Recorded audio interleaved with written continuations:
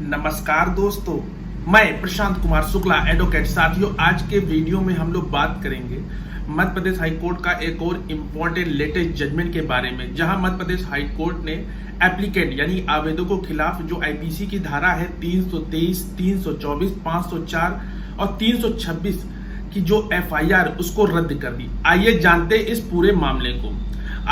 आवेदकों द्वारा आईपीसी की धारा 323, 324, 504, 326 के तहत जो अपराध उन पे लगाए गए थे, उनके तहत उन्होंने हाई कोर्ट का रुख किया और एफआईआर को रद्द करने की मांग की।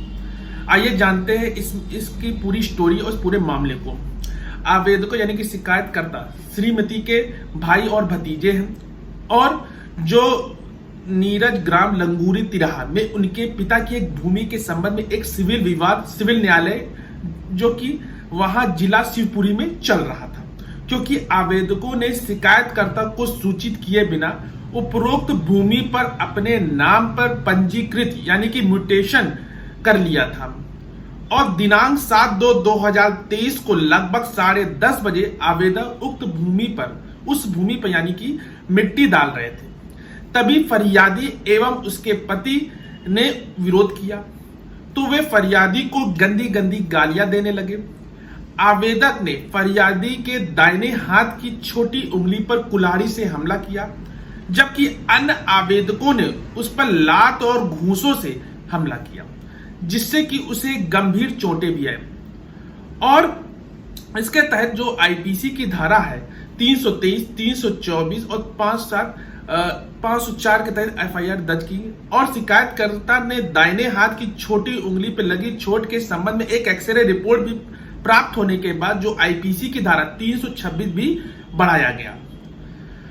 उसके बाद आवेदकों ने जब जांच लंबित थी यानी नीचे वाली कोर्ट में केस चल रहा था, तो उन्होंने हाई कोर्ट का रुख किया और उन्होंने 472 एक याचिका डाली, जहां शिकायतकर्ता के साथ किए गए समझौतों के आधार पर एफआईआर उनके खिलाफ लंबित परिणामी आपराधिक कार्रवाई को रद्द करने के लिए उन्होंने सीआरपीसी के थ्रू वहां पे दाखिल किया। याचिका के साथ अपराध में समझौता करने की अनुमति देने के लिए एक आवेदक और आवेदकों और शिकायतकर्ता के जो हलफनामों के साथ समझौता आवेदन भी दायर किया गया और उसके बाद पार्टियों के उपरोक्त आवेदनों के तथ्य के बाद उसके सत्यापन कर कोर्ट ने प्रधान रजिस्ट्रार के समक्ष उपस्थित होने का निर्देश दिया और जहां पर न्यायालय ने उनके आदेश के अनुपालन में आवेदक और शिकायतकर्ता को प्रधान रजिस्ट्रार के समक्ष उपस्थित हुए, उन्होंने अपने बयान दर्ज किए। इसके बाद पार्टियों के बीच समझौते के तथ्य की पुष्टि करने वाली रिपोर्ट भी प्रस्तुत की गई।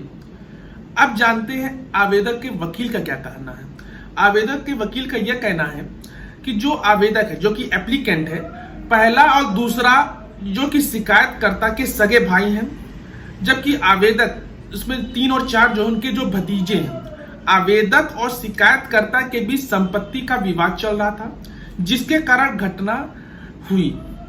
शिकायतकर्ता के दाहिने हाथ की जो छोटी सी उंगली पर चोट आई, चोट के कारण सभी चोटें जो थी वो साधारण प्रकृति की थी। शिकायतकर्ता के दाहिने हाथ की जो छोटी उंगली पर आवेदकों द्वारा पहुंचाई गई गंभीर चोट शिकायतकर्ता के शरीर के गैर महत्वपूर्ण हिस्से पर पाई गई थी।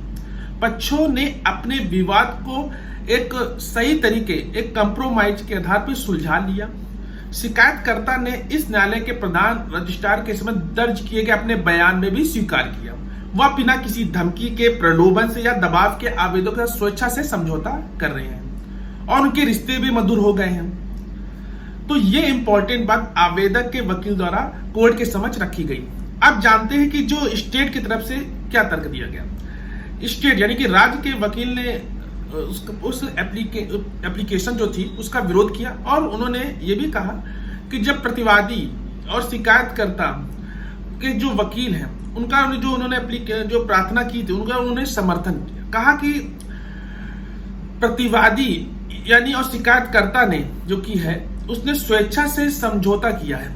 आवेदकों को बिना किसी धमकी, प्रलोभन, दबाव के आवेदकों द्वारा प्रस्तुत समझौता आवेदन द्वारा स्वीकार किया गया है और उनके खिलाफ एफआईआर के साथ साथ उनके खिलाफ जो लंबे परिणामों की जो आपराधिक कार्रवाई को रद्द किया जा सकता है। कोर्ट ने दोनों पक्षों की बात सुनी और क्या कंक्लूजन निकाला, आइए वो जानते हैं। कोर्ट ने कहा कि वर्तमान जो मामले में जो आवेदक हैं यानी कि फर्स्ट और जो सेकंड यानी प्रतिवादी दोनों सगे भाई हैं और शिकायतकर्ता यानी कि आवेदक 3 और 4 उसके भतीजे हैं। अभियोजन पक्ष के मामले के अनुसार आवेदकों और प्रतिवादी और शिकायतकर्ता के बीच जो संपत्ति का एक विवाद था। घटना की तारीख पर जब आवेदक विवादित भूमि पर मिट्टी डाल रहे थे तो झगड़ा हुआ और प्रतिवादी यानी कि शिकायतकर्ता ने इस न्यायालय के प्रधान रजिस्ट्रार के समय दर्ज अपने बयान में कहा उसे बिना किसी धमकी, प्रलोभन या दबाव की स्वेच्छा से आवेदकों के खिलाफ समझौता किया गया है। अभियोजन का मामला है कि प्रतिवादी नंबर 2 यानी शिकायतकर्ता उसके पति और उसके बहनोई के बयान पर आधारित है, इसलिए अभियोजन पक्ष के मामले में समर्थन गवाहों के आगे न्यूनतम संभावना इस तथ्य को ध्यान में रखते पक्षों के बीच जो समझौते उनके बेहतर संबंध बने रहेंगे। इसे एक निजी विवाद को उन्होंने सुलझा लिया है। तो कोर्ट ने इन सबको देखते हुए जो आवेदक हैं एप्लीकेंट उनके ऊपर जो आरोप लगाए गए हैं आईपीसी की धारा 323, 324, 504 और 326 की जो एफआईआर है उसको रद्द कर दी।